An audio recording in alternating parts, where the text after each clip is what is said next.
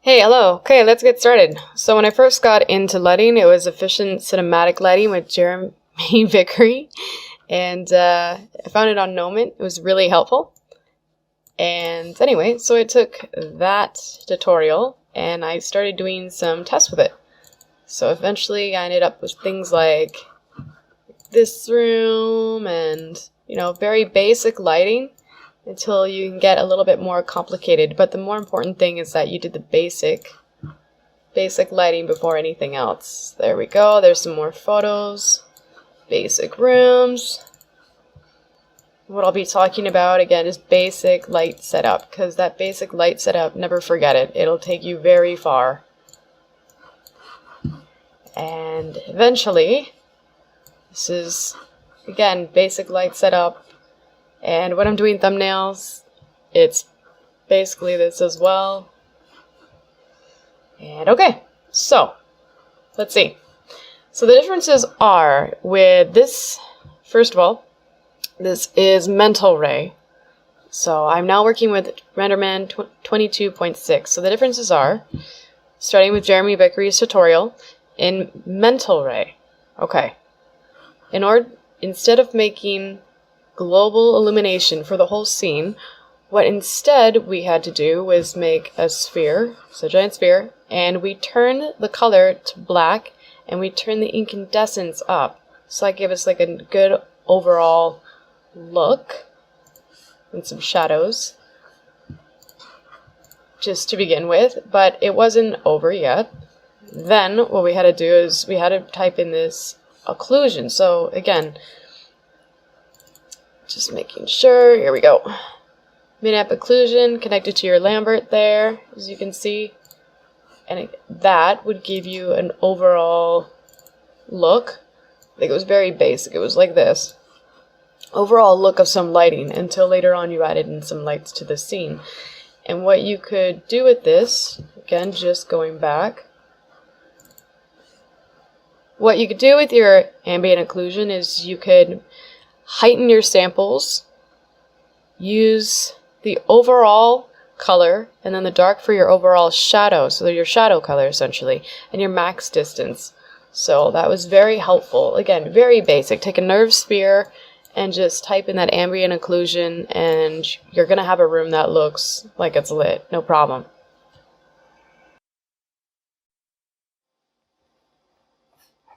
So here we are in Renderman 22.6, and what's going to give us now our global illumination is still that dome, so this is already hooked up for us, and when we render it, this is what we get. So see, it's already working, but if you want an HDMI image, something with a little bit more color contrast, we don't have to, we could come in here, we can make it more, let's see, we can make it more brown if we need to.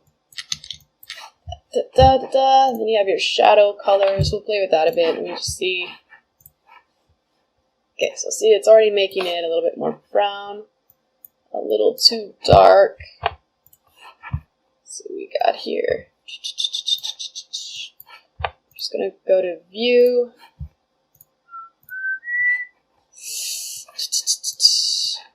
It'll just do that. It's a little tricky. Anyway. Come here, do something like that. APR. Okay, so it seems to be working fine. And then if you go down to shadows, now we have our shadow colors. So see, everything is pretty, great, just great control in Renderman 22.6. It's pretty awesome. So let's do that a little bit darker.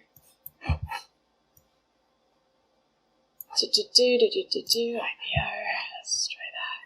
So see that? So we're getting the shadow color and the overall color of the light as opposed to the ambient occlusion. You did have those two controls, which was good. It was good for Mental Ray.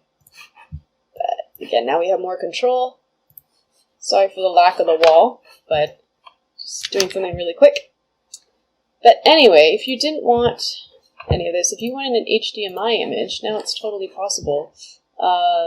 It's pretty awesome. You can just go to your preset browser. You can either map in one right here, Or, you know, you can pick out one from theirs, from Pixar's own library. A lot of people like Luxo Jr., so let's just do that. Let's import and assign. There we go. Okay, and automatically it does it.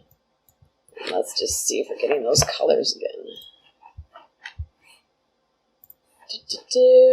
And yeah, we still are. That's awesome. Okay, so it still maintains, also with the color of the dome, it also maintains the shadow color and the overall color, but you probably don't want that. So let's just turn it back to white, add our shadow color back to black. There we go. Now let's see. Because we do just want the environment of this dome coming through. Just for shits and giggles right now. Okay, great. And then, that's pretty much it. And then you can add your lights. So this is the first step to what Jeremy was doing in his sign efficient lighting. So this is the first step to essentially, where are you? To essentially this. Okay. So now we're going to move on with the next step. Noticed how I spelled color the Canadian way.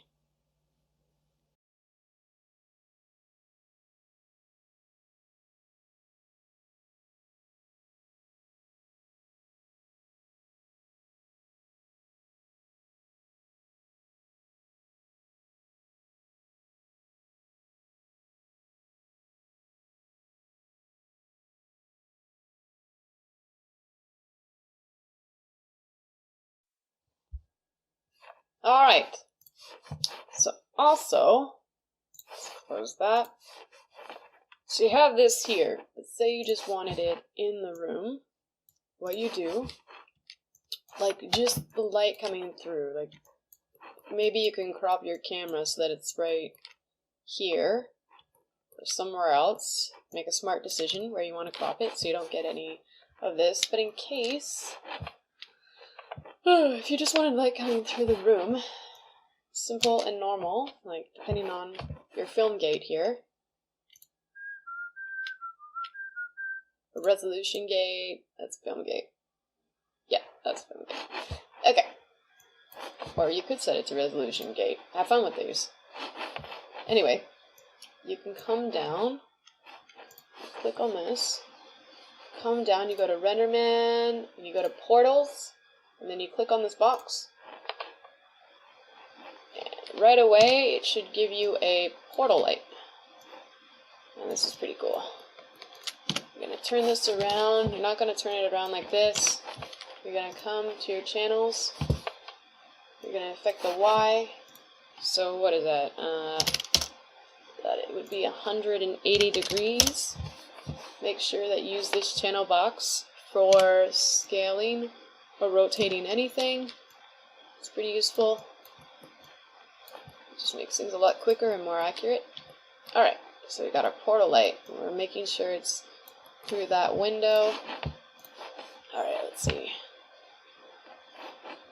Okay. So some of it's coming through. Not all of it, which means...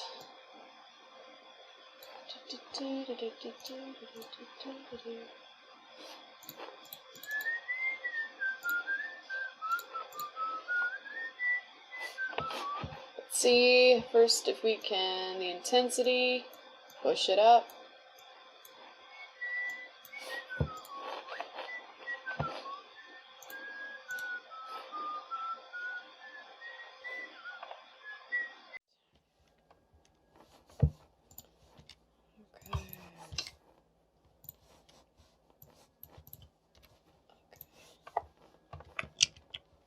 Alright, so I had it right the first time.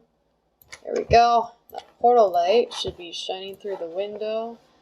Before I just wasn't making sure that I was turning the angle of my camera correctly. But there you go. So that image is shining through the window. If you don't want any black, you obviously just... my computer's slow, so what I'm going to do, there we go. just scale it and take another render.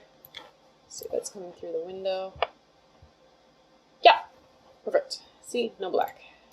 Anyway, and then you can come over here again and do the intensity or enable the temperature. Ooh, pretty cool, 65. Let's do 3200. 32 is tungsten. It's tungsten orangey light. Yep, just like that. Okay. And if you go ranging lower, I believe it gets redder and redder. Yep. And that's 2000. If you go again up to about 5000 is those pure white sunlight, or about 5000 to 65. Well, we had it, or 6500. Sorry, not 1000. 6500. That is like the whiteness of the sky. People would say that is like a pure daylight. They can argue with you on that. And there you go. As you go higher and higher, it's hitting nighttime. But anyways, you can fiddle with the intensity and your temperature if you want. Okay, so going back, Jeremy Vickery, what do we got here?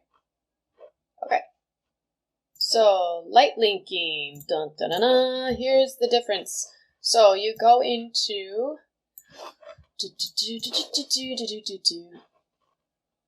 you want to make sure you have your rendering on, and you go into shading and lighting, and in Mental Ray we usually did light centric, okay? And light centric, if we actually go into it, see light sources at the top, illuminated objects at the other side, and it is exactly the same as what you had to do in Mental Ray. Look, light sources, illuminated objects, so in order, if you just wanted one thing to be lit, you would highlight your primitive, or nerves, or whatever, and you would highlight your light, your nerves, and highlight your light. So as long as they're both highlighted, that is what is affecting that. The same goes for Renderman in version 22. I've seen a lot of tutorials that they are doing it as object-centric, which is just pretty much switched around. But as long as things are highlighted, see the nerve sphere, we put that back, we render it, you will see that all of it is being lit. Okay, so what if I didn't want it on the sphere? Okay, highlight the sphere, click the light off. See, this does not affect anything else. Just click the sphere off, and let's also click the cube off. So now it should only be my pipe and my plane being affected by the light. So, we now take a render. It's exactly, it's pretty obvious what to do. It all works the same, just like in Mental Ray, and yeah, it's great. All right, and dealing with area lights, just like in Jeremy's. Okay, so there's a big part of it, because this is your bounce light. This is your global illumination. Again, light bouncing everywhere, hitting objects, objects affecting other objects. Okay. And light bleeding, but we're not gonna go into that too much. Alright, so your bounce light here, obviously, where's the other one? That one's a little bit better. Okay, so before you have your emit diffuse, emit specular, and if we go back into here, the normal Renderman 22 rectangular light, you'll see that we have our specular and diffuse amount right here. So again, that hasn't changed. Just more improvements along the way. Just more control, which is awesome. So the major thing in Mental Ray was obviously ray trace shadows. And again, if you just do like an area light, let's try like a distant light here. I mean, it does the same thing. It gives you ray trace shadows. Anyway, this light is very, very powerful. But if you just give it a render, voila, see ray trace shadows. Okay? And if you want a little bit of diffuse, well, I mean, there's a shadow fall off here. Let's see what that's going to do again. Not that one. Okay. We are actually, it is possible with this, but we're actually going to use, this is the whole point of a rectangle light. Bring that one in. computer's slow. Let's turn that off. Okay. So rectangular light, again, you know, it has the diffuse amount right here. It has a bunch of shadow fallout. It has all these options for you. So again, like before, when you used to worry about ray trace and depth map shadows, obviously ray trace shadows was a mental ray thing as well. And depth map shadows was, again, the soft fall off of light, which, again, they already have this in the new Renderman 22. Diffuse amount. So let's just look at this again. I'm just basically going to make the same render I did before. So again, look at that. Oh, and light linking. Again, there's a light linking issue right there. So if you remember, we go up to light linking, object centric, sphere, rectangle light. And we'll render that again. Now it's put back. So we have just so much more control, and that's what I love about Renderman 22. Also, if you want to learn more about lights, I guess there's no point of having me tell you, you can check out Meshman Studios. Yes. That is Meshman Studios, and he'll tell you the basics of light. Or you can check out Michael from Small Robot Studio, and again, fully equipped with a bunch of tutorials for you to learn. That's why I learned most of it. And yeah, anyways, that concludes the differences, really, between Mental Ray and Renderman in general. Yeah. So, also in a efficient cinematic lighting with Jeremy Vickery, he will go through environment, fog, and glows. Usually that comes from the dome. But anyways, have a look at his tutorial and figure those out. I suggest looking at it, because it's good to know you know, just the history of lighting, and especially in Mental Ray, and again, how these things compare. And anyway, I like going back and looking at older tutorials because I find it is really refreshing just going through those basics over and over, because again, you'll never know what you'll find or what you've missed. So, okay. Take care.